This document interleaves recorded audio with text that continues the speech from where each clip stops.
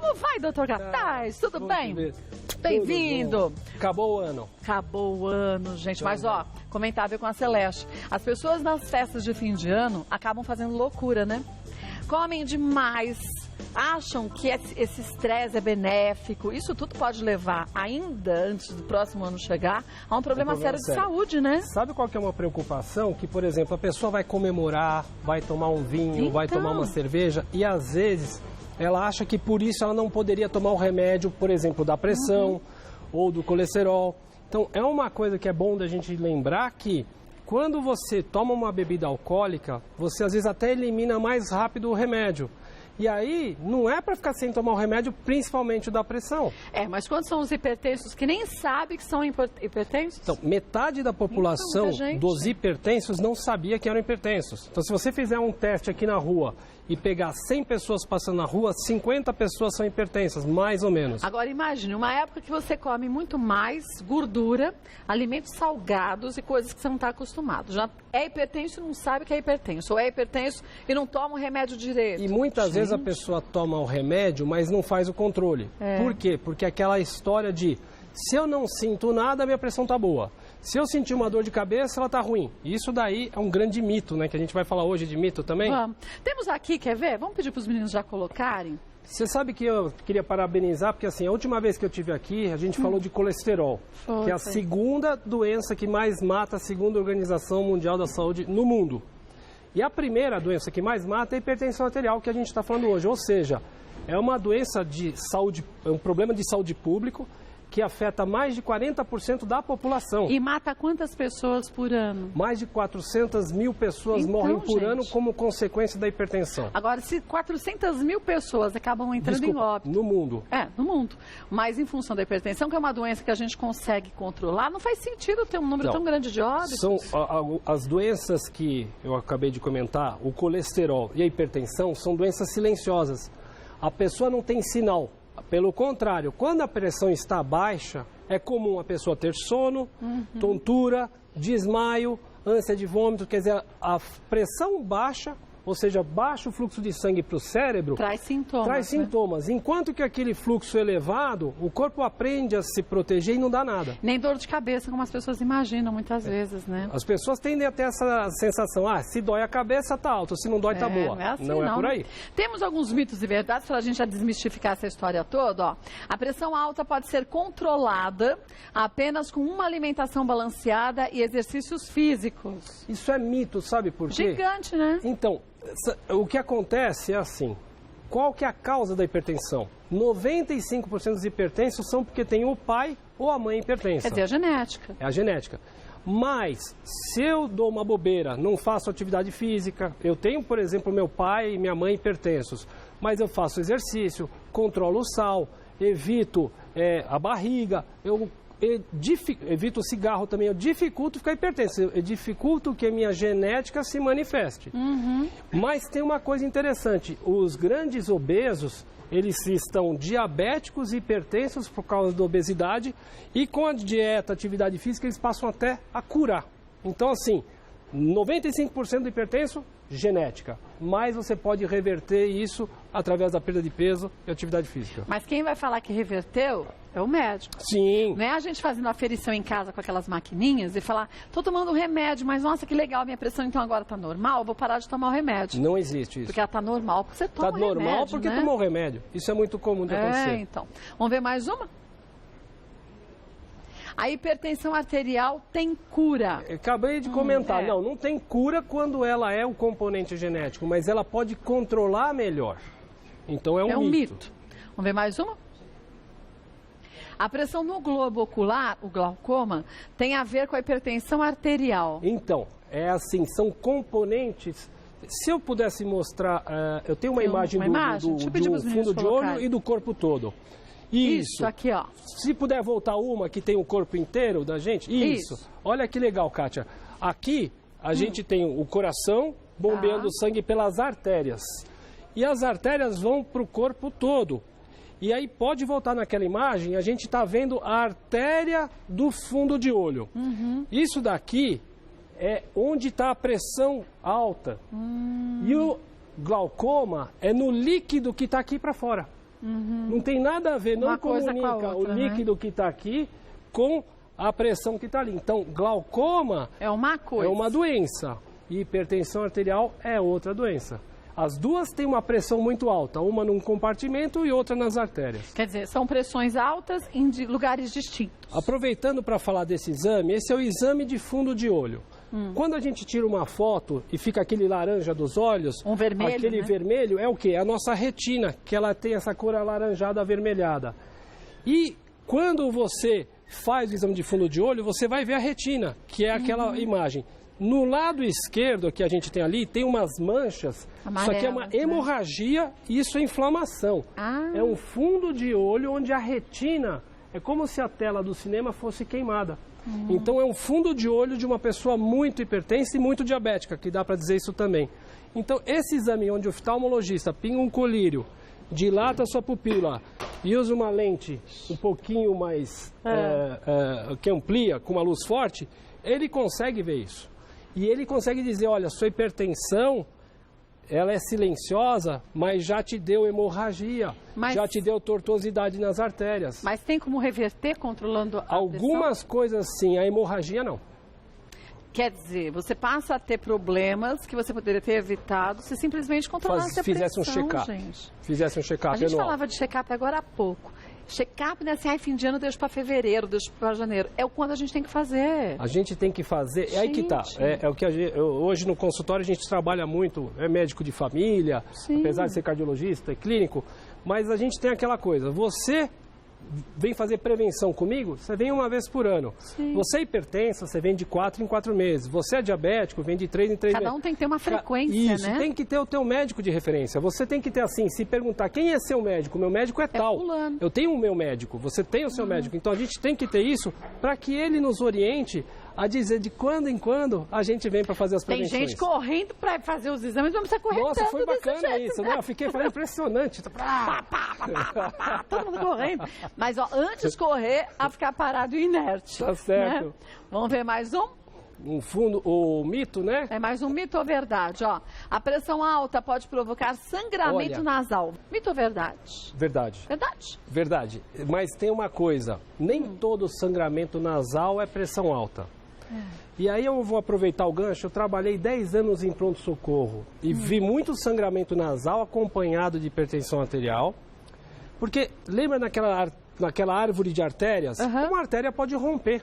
Ainda mais as narizes são tão fininhas, E elas são superficiais, mas aí que tá, você pode cutucar, então nem sempre vai pensar que é hipertensão arterial. Mas era comum de se ver. Cheguei a ver até uma paciente com sangue na urina, que era por uma ruptura de um vasinho na bexiga que ela estava fazendo e era uma crise de pressão alta. Então, assim, você pode romper naquela árvore arterial qualquer lugar. Todo. Qualquer lugar. E não só no nariz. Agora, aproveitando o gancho, é assim, o que é pressão alta? Que eu digo que é hipertensão, são valores. Eu não sei se o primeiro slide que eu mandei, não sei se a gente tem, que é dos valores de pressão. Tem aí, Elcimar, o primeiro slide? Isso, maravilha. O que acontece aqui, Kátia? A gente tem dois números da pressão, a sistólica e a diastólica, a máxima e a mínima.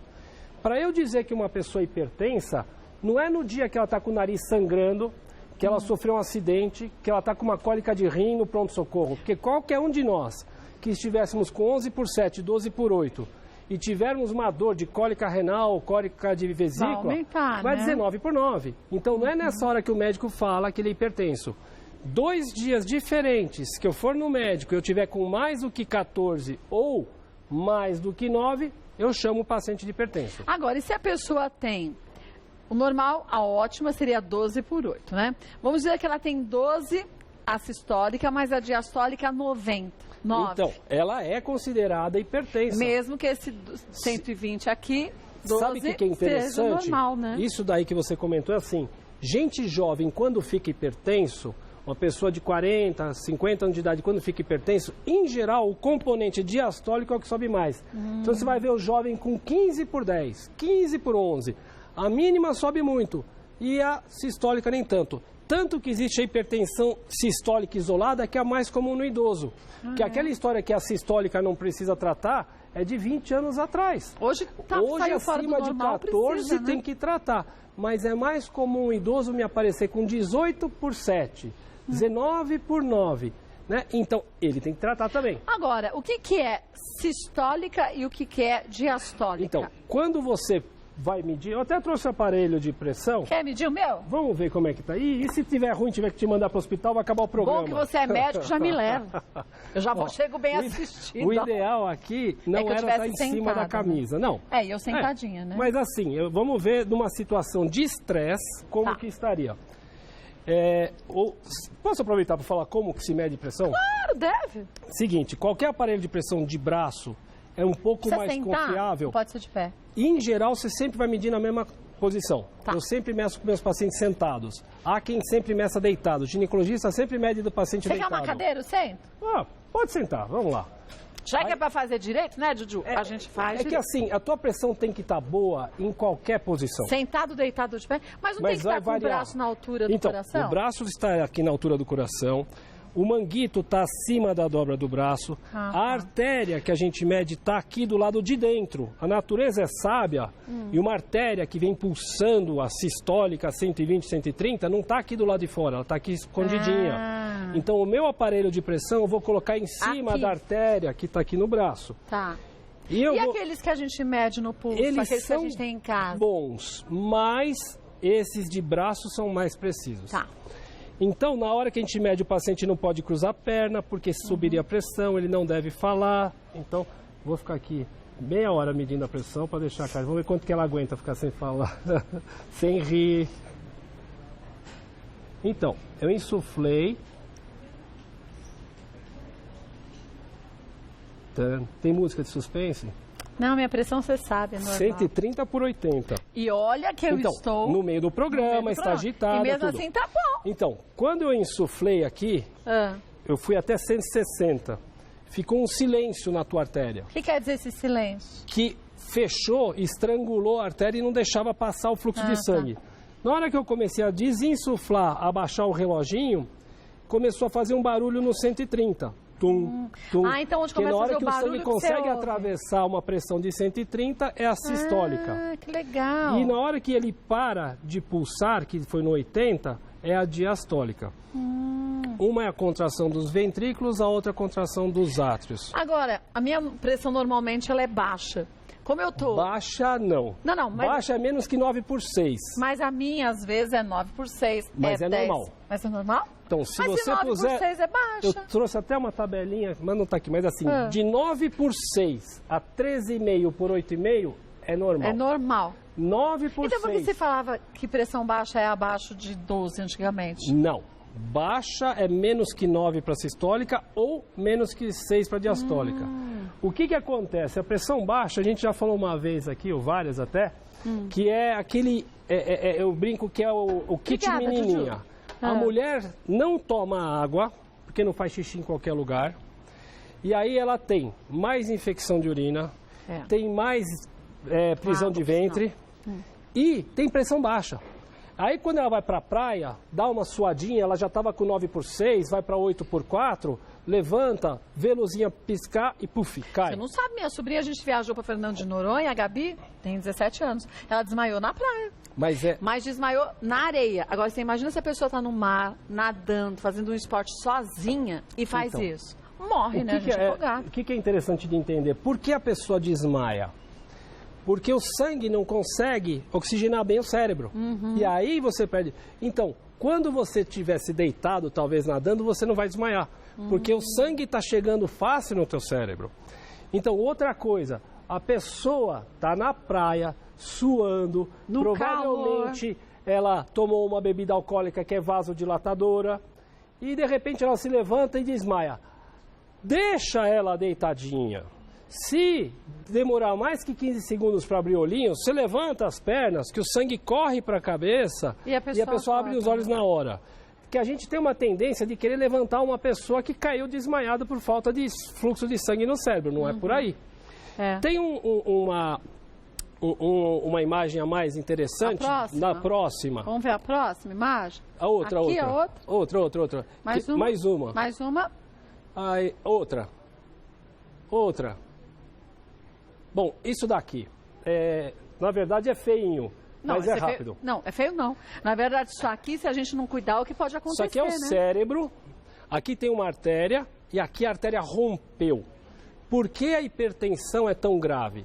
Porque metade dos derrames, isso daqui é o AVC hemorrágico, acidente vascular cerebral hemorrágico. Rompeu uma artéria, derramou sangue no cérebro. Por quê? Porque a pressão alta não foi bem controlada por muitos e muitos anos. Agora, isso aqui pode acontecer em gente jovem, gente mais velha? Depende dos anos que eu tenho de falta do controle da hipertensão. Não é aquela pessoa que está 1 ano. Por exemplo, esse indivíduo, se você fizesse, esse morreu. Se você pegasse o fundo de olho dele, ia ter hemorragia no fundo de olho. Quer dizer, já tinha indícios. Você vê histórico de que os rins dele também estão sofrendo. Então, isso daqui é a coisa mais trágica que você tem da hipertensão mal controlada. No Brasil, e no mundo, a gente tem doença cardiovascular como a principal causa de morte. Cardio, infarto, vascular, AVC. Fora do Brasil, você tem o infarto em primeiro lugar e o AVC em segundo. No Brasil, o AVC em primeiro, o infarto em segundo. Por que o AVC? Porque não controlam bem a pressão alta. E olha, a gente vê casos de pessoas jovens tendo AVC.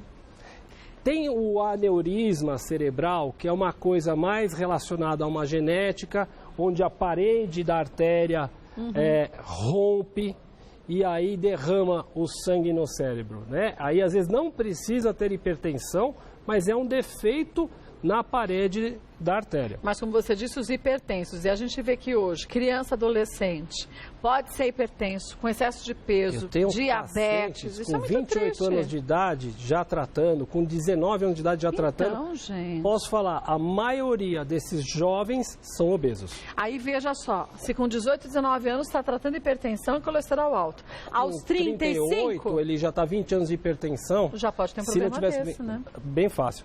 Aproveitar e falar, o AVC, o acidente vascular cerebral, esse que a gente mostrou é o hemorrágico, que a gente chama de derrame porque derrama sangue. Mas tem um outro AVC que é o quê? Uma artéria obstrui e dá uma falta de sangue, que dá uma isquemia, mas de repente a artéria entope 100%. Porque vem um coágulo, né? E isso daí é o AVC isquêmico, por falta de sangue, tá? E a causa, a hipertensão não é a primeira. A primeira entra o colesterol, o tabagismo, né? E aí as causas de aterosclerose, obesidade, diabetes, hipertensão. E obesidade não é brincadeira, não. Né? Eu acho que o cara que perdeu o peso deu pra mim, Kátia. Eu ganhei tudo, viu? Não ganhou, não. Tudo bem que o ano passado você tava mais magrinho. Tava, viu? Tava. Mas você sabe que... Você vê os presentes que eu ganho de paciente? O paciente leva amendoim doce, goiabinha. Tem uma doida que me levou 2 caixas de quindim. Por que você não me mandou uma? O pessoal pede, né? Eu comi 8 quindins, como é que eu vou fazer? Não dá, né? Mas aí depois a gente vai pra esteira. Mas você sabe o que acontece, gente? Chega setembro, pelo menos pra gente, vai chegando no final de ano, as coisas vão ficando mais complicadas. Mais correria, mais estresse. E aí, também com estresse, a gente engorda mais, né? O estresse, a noite mal dormida, né? Falando em engordar, lembrar que a alimentação é o principal para perder peso. A gente tem muita gente que insiste, fala assim, doutor, quando eu começar a fazer atividade física, eu vou emagrecer. Não, você vai emagrecer quando você mudar o jeitão de comer e com a atividade física vai ficar mais fácil. Sim, isso mas tem que parar de comer, não tem milagre. Tem que ajudar. Vamos ver as perguntas que surgiram? Ailton, descobri há pouco tempo que a minha pressão sobe quando durmo. Diz o médico que é estresse. Isso pode acontecer? Não, provavelmente a gente está diante de uma coisa que faz muita hipertensão, faz muita diabetes e faz estresse, a apneia do sono. Então ele pode estar com excesso de peso também, pode? A apneia do sono não é obrigatório a pessoa ser obesa, é mais comum. Então o que acontece? Quando a gente dorme, a gente diminui a frequência de respiração. Mas tem gente que a língua desce e obstrui o caminho e a pessoa fica segundos sem respirar, ela acorda e nem repara. E isso daí é uma noite não dormida. Então esse indivíduo tem que ser investigado de apneia do sono. Então aí tu tem que ir no médico para fazer direitinho, porque o componente do estresse é pior durante o dia. Então, por exemplo, assim, se você fizer um mapa, aquele exame de 24 horas, a pessoa fica medindo a cada 20 minutos num equipamento específico para isso, chama mapa, e ela vai ver que durante o dia a pressão é maior do que à noite. Então, assim, se ele está com a pressão maior à noite, há alguma coisa de errado, não necessariamente o estresse, porque senão ele estaria desligado, né? Então tem que ir para o cardiologista para ver direitinho, com certeza. Né? Você sabe que tudo tá já correu. hoje. Não, mas esse correu pro cardiologista. Acho que esse tá. Deus queira, né? Esse correu. Correu. Você sabe que muita gente acha que é normal você dormir e aí a pressão sobe, você faz os exames, então, como o Ailton falou, se né? você pegar o exame de mapa, a gente tem assim, o normal da pressão média ao longo do dia é 13/8 e dormindo é 12/7. Por quê? Você está com o equipamento desligado, o seu nível de pressão, se é mais que 12/7, está fazendo mal. Então, Ailton, vai no cardiologista e faça direitinho o que ele recomendar, viu? Vamos ver mais uma? Estela Rodrigues. É verdade que uma pessoa pode infartar sem apresentar pressão alta? Sim. A causa número 1 para infarto é colesterol alterado. A causa número 2 para infarto é o tabagismo. A causa número 3 para infarto é obesidade abdominal. E a causa número 4 é a hipertensão. Então pode, viu, Estela? Tem várias coisas na frente da hipertensão para infartar. Ainda mais se a pessoa sabe que tem casos na família de gente com problemas cardíacos também, não é? É que às vezes a colocação dela pode ser do infartar, de entupir uma artéria do cérebro. Não então, só assim, infarto? O infarto cardíaco. Do miocárdio, né, que a gente fala, né?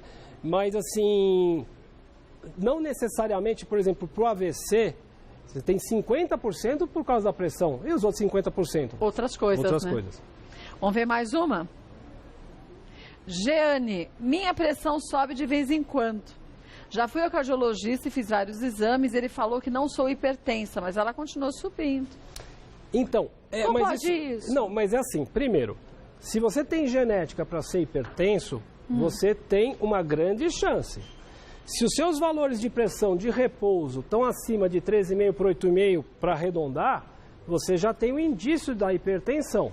Agora, eu tenho exames de fundo de olho, o exame que mede proteína na urina e um exame que mede a espessura da parede do coração, que era uma foto que tinha ali, que se quiser voltar depois a gente mostra. Tá. Mas, se eu tenho sinais que esse valor de pressão que está subindo um pouquinho está atacando o meu corpo, vamos tratar. Então, mas se sobe de vez em quando... Mas é que, até que ponto? O que por que exemplo, é de vez em quando? Você sabe, por exemplo, assim, num teste ergométrico, eu posso chegar a 22/9 e o laudo sai como normal. Sim, mas porque eu estou correndo, estou exigindo essa mais condição? do corpo, né? A gente tinha que ter mais detalhes para especificar. Quer dizer, se você está sentada e um dia você mede sua pressão, você está sentada, é um valor. No outro dia é outro muito maior. Mas sabe que eu ponho, de novo, 9 a 13,5, 6 a 8,5. Então, 9 por 6 a 13,5 por 8,5, essa combinação pode acontecer de qualquer jeito. Em 80% das vezes, ela estando ali dentro, tá perfeito. Tá? O que acontece? Nossa pressão é que nem um contagiro do carro. Você não vê o contagiro no 1000, no 2, no 3. Ele está a cada momento, de acordo com a demanda, variando. Se ela tem uma variação e em 80% das vezes está dentro da faixa 13,5, 8,5, 9,6, tá normal. esquece. Agora, e se você sabe que você tem seus pais, seus tios, e aí cada vez um número maior de pessoas que a gente vai ter com hipertensão na família, não é um sinal para a gente ficar atento desde sempre? É a prevenção, Kátia. É o que você fala o tempo todo aqui. Meu pai é hipertenso, minha mãe é hipertensa, as minhas tias são hipertensas. Médico uma vez... Eu vou brincar? O médico te avalia pelo menos uma vez por ano. Tem uma tabelinha que a sociedade... Porque assim, eu ia comentar isso. A hipertensão é tratada basicamente por 3 especialistas. O cardiologista, o nefrologista e o clínico geral. E tem um livrinho que eles orientam o seguinte, que é mais ou menos o que eu falo. Quanto melhor você está, menos me vê. Então, se eu chego no consultório do médico para fazer um check-up e eu tenho menos do que 13/8, eu volto daqui a um ano. Se eu já estou com 13,5 por 8,5, eu volto daqui a 6 meses. Se eu já estou com 14/9, eu volto daqui a um mês. Então, quanto maior a pressão, mais perto eu estou do médico, porque eu acabei de virar hipertenso, eu acabei de medicar, eu não vou ter consequência disso na minha vida. Então, agora, acabei de medicar, isso não quer dizer que a gente nunca mais vai aparecer no consultório médico, porque pode ser que, dependendo do momento de vida e da idade, eu tenho que readequar, né? Tinha uma imagem que eu estava procurando, que era o seguinte... O calor, o estresse e a pressão. E o frio. Quando está frio, aliás, o que é a doença da pressão alta? As artérias ficam contraídas. Então, na artéria, tem um músculo, esse roxinho é um músculo, e ele se contrai ou relaxa. Então, a artéria, diferente de um cano normal, ela tem essa capacidade de contrair e relaxar. Quando eu tenho o DNA para hipertensão, as minhas artérias do corpo contraem. Aí a força que o meu coração tem que fazer para o sangue passar naquele cano estreitinho é muito maior. Quando ele dilata, a força que ele precisa fazer é menor. No calor, está dilatado. Por isso a pressão cai no calor. No frio, está contraído. Então, quando eu tenho a hipertensão, os meus remédios são vasodilatadores. Seja diurético, seja beta-bloqueador, seja das famílias que sejam, eles querem diminuir, querem abrir esse vaso aqui. Então, no indivíduo, a gente tem atividade física que melhora isso, tem cuidado com remédios que pioram isso, até remédio antigripal faz subir pressão. Então, antes de eu medicar definitivamente o paciente, eu tenho que tentar tomar atitudes não medicamentosas para controlar. E no calor eu tenho que ir no médico ver a pressão, no frio eu tenho que ir no médico ver a pressão, porque ela vai variar. Porque você tem uma diferença ali. E no estresse, a adrenalina, ela contrai. Se ela contrai, sobe pressão. Olha, gente, deu pra gente perceber o quanto que é primordial você ir ao médico.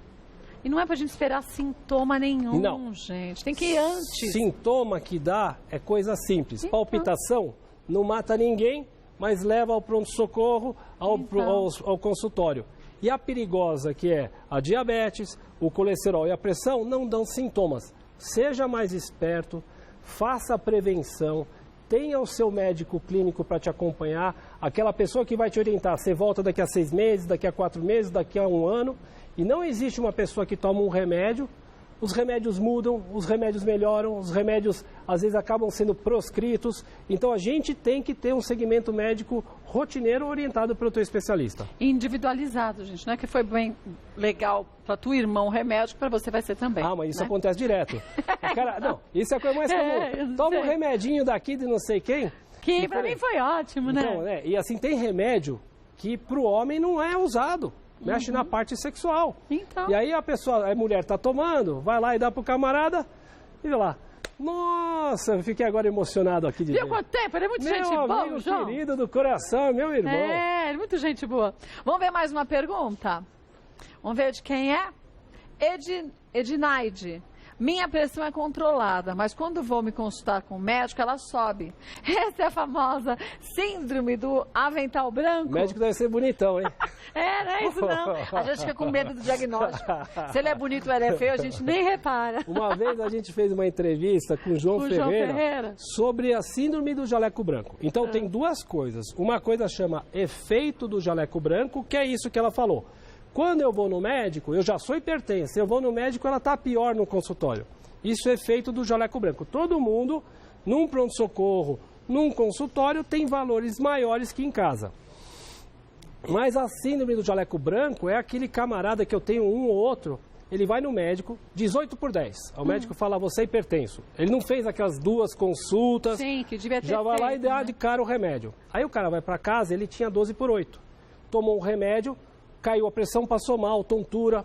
Aí volta no médico, 18/11. O médico fala, o remédio estava fraco.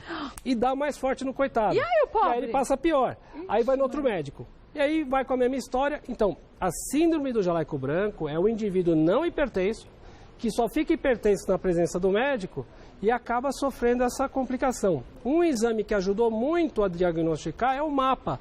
Põe um aparelho, ele mede 24 horas.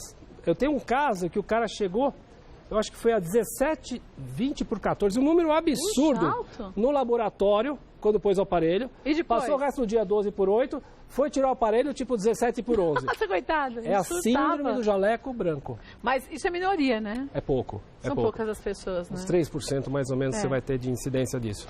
Então, se isso acontece com você, viu, Edinaide? Então, a pressão é controlada. O teu efeito do jaleco branco é normal.